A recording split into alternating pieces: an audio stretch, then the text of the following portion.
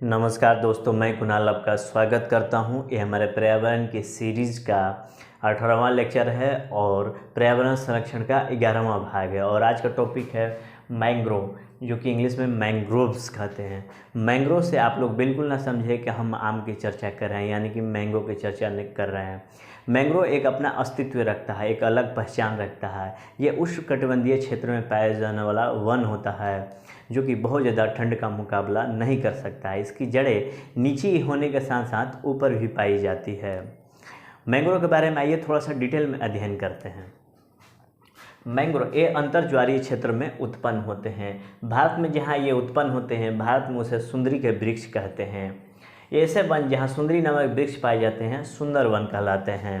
यानी कि ये वेस्ट बंगाल में पाए जाने वाला सुंदर वन का प्रकार है। यानी कि सुंदरी, हर मैंग्रोव सुंदरी वृक्ष नहीं होता है। भारत में अन्य अन्य जगहों पर भी मैंग्रोव पाए जाते हैं, लेकिन उसे सुंदरी का वृक्ष नहीं कहते हैं या सुंदर वन नहीं कहते हैं। ये खास जगह पर पाए जाने वाला है, यानी कि वेस्ट बंगाल में पाए जाने वाला सुंदरी वृक्ष जो कि मैंग्रोव का प्रकार है, वो इसीलिए उसे सुंदरी वृक्ष कहते हैं या सुंदर वन कहते हैं। तो हर मैंग्रोव सुंदर वन नहीं होता है, तो इसको आप लोग थोड़ा सा ध्यान रखेंगे।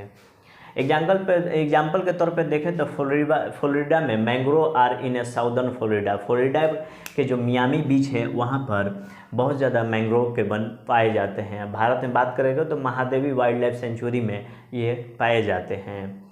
सुंदरी पेड़ की जड़ें ऊपर भी होती है। ऐसा हम लोग देखेंगे कि जो जड़ें होती है अक्सर नीचे पाई जाती है, लेकिन जो सुंदरी नामक वृक्ष है उसका जो जड़ें होते हैं जलमग्न के रूप में पाई जाती है। अंतर्ज्वारीय क्षेत्र में भी पाई जाती है और ऊपर भी पाई जाती है। ऐसा लगेगा कि आपको केकड़ा के रूप में दिखाई देगा। आप केकड़ा देखे होंगे, उसी प्रकार सुंदरवन के जो भी वृक्ष होते हैं उसकी जड़ें केकड़े के समान होती है। मैंग्रोव के बारे में और डिटेल में थोड़ा देखें तो ये वृक्ष बहुत ज़्यादा ठंड का मुकाबला नहीं कर सकते हैं। ये वन उष्णकटिबंधीय क्षेत्र में पाए जाते हैं। ये वन शीतोष्णकटिबंधीय क्षेत्र में भी पाए जाते हैं।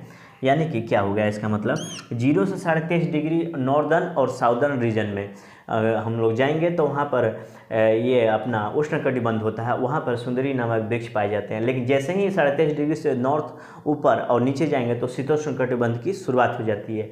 यानी कि अधिकांशतः ये उष्णकटिबंध क्षेत्रों में पाया जाता है, जबकि सामान्यतः बात करें तो ये शीतोष्णकटिबंधीय क्षेत्रों में भी पाया जाता है। ये जैविक एवं पादप रूप में बहुत ज़्यादा महत्वपूर्ण पारितंत्र है, बहुत ज़्यादा इम्पोर्टेंट और महत्वपूर्ण पारितंत्र है, इकोसिस्टम है। मैंग्रोव के बारे में और समझे तो इनकी जटिल सिस्टम होती है। जो मैंग्रोव की जो सिस्टम होती है जटिल होती है, विविधता बहुत अधिक होती है। एवं आर्थिक रूप से बहुत ही महत्वपूर्ण होते हैं। हमारी पारितंत्र में मैंग्रोव का बहुत बड़ा महत्वपूर्ण स्थान है। ये बहुत ही सहनशील प्रजाति है। ये खारे पानी के प्रवाह को लगातार झेलती है और इसके पेड़ यहाँ पर भी हरे भरे होते हैं, क्योंकि खारे पानी के आसपास के जो पेड़ होते हैं वो सूख जाते हैं। अंग्रेजी में इसका वानस्पतिक नाम हेलोफाइटस है। क्या नाम है? हेलोफाइटस। ध्यान रखेंगे। सुंदरवन के महत्व को देखें तो ये सौंदर्य की भूमिका निभाता है, बड़ा ही खूबसूरत लगता है। अगर कभी आपको सुंदरवन का विहार या मैंग्रोव का विहार करने का मौका मिले नाव के माध्यम से, आप देखेंगे कि तट के दोनों तरफ सुंदरी के वृक्ष या मैंग्रोव के वृक्ष लगे होते हैं और उसके बगल बीच से गुजरेंगे तो आपको एक बड़ा ही खूबसूरत प्राकृतिक नज़ारा नजर आएगा। तो ये सौंदर्य की भूमिका निभाता है। समुद्र या नदी के तट के दोनों ओर सुंदरी के वृक्ष उगे हुए थे। ये पेड़ों का दीवार के रूप में काम करती है, यानी कि दोनों तरफ पेड़ के रूप में एक दीवार का काम करती है। इससे क्या होता है कि बाढ़ों की तीव्रता को कम करने में मदद मिलती है। हल्की बाढ़ की स्थिति को ये पेड़ सीधे सीधे रोक देते हैं।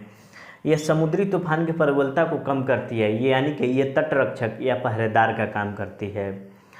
इनकी जड़ें बहुत ज़्यादा जटिलता से मिट्टी को पकड़े रहती है। इस कारण मिट्टी का अपरदन नहीं होता है और आकाश से पानी को पत्तों से रोकने का काम करता है, जिससे उसका धार कमज़ोर पड़ने लगती है। यानी कि क्या होता है कि मिट्टी का अपरदन कुल मिलाकर नहीं होता है। मिट्टी का अपरदन एक बहुत बड़ी समस्या उभर रही है, जिससे क्लाइमेट चेंज की समस्या हो रही है। ये जो मैंग्रोव होते हैं क्लाइमेट चेंज को रोकने का काम करते हैं।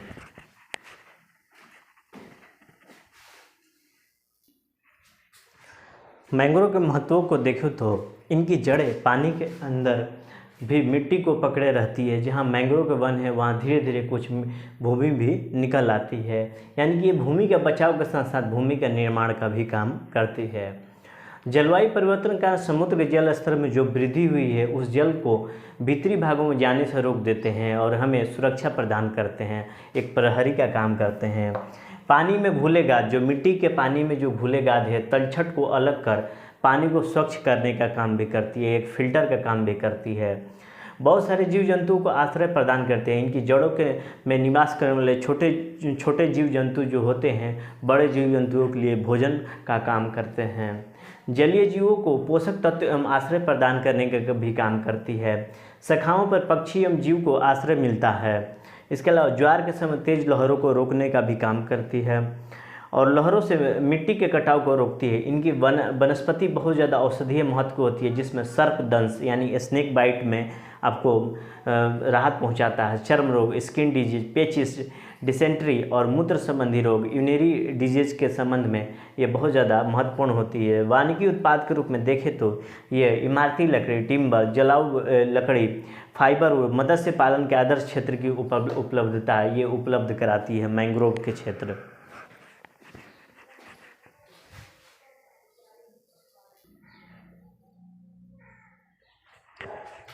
मैंग्रोव के महत्व को देखें तो ऊर्जा उत्पादन की दृष्टि से 1 टन लकड़ी की क्षमता 5 टन कोयले के बराबर होती है।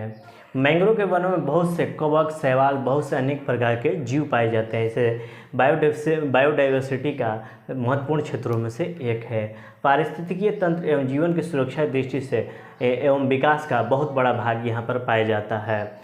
मैंग्रोव भी अनेक चुनौतियों का सामना कर रहा है एवं धीरे धीरे इसका क्षेत्रफल कम होते जा रहा है।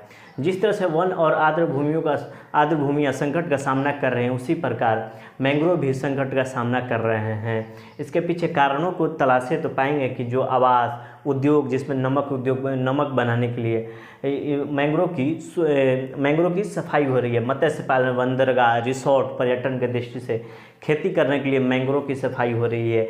इनकी पेड़ों की ऊंचाई मझोले होती है, यानी कि इसमें आसानी से हम लोग कचरा फेंक सकते हैं, जिस वजह से कचरा का बहुत ज़्यादा ढेर इकट्ठा होते जा रहा है और इनकी संख्या कम होते चली जा रही है। ऑयल स्प्लिटिंग, अक्सर आपने सुना होगा कि जहाज़ों से तेल का रिसाव हो जाता है। इस वजह से वहाँ के जो भी जीव जंतु होते हैं, कोरल रीफ है, मरने लगते हैं। कोरल रीफ, आर्द्र भूमियों के साथ साथ सबसे ज़्यादा प्रभाव ऑयल स्प्लिटिंग का मैंग्रोव पे पड़ता है। जलवायु परिवर्तन का प्रभाव मैंग्रोव पे पड़ता है। और अगर तथ्य के रूप में, फैक्ट के रूप में थोड़ा सा समझे कि मैंग्रोव का विस्तार भारत में कितना है, विश्व का कितना बड़ा भाग है और भारतीय राज्यों में सबसे ज़्यादा किसका है, तो भारत में विश्व के मैंग्रोव के क्षेत्र का 3% भारत में है। भारत के कुल क्षेत्रफल में मैंग्रोव का क्षेत्रफल 0.41% है।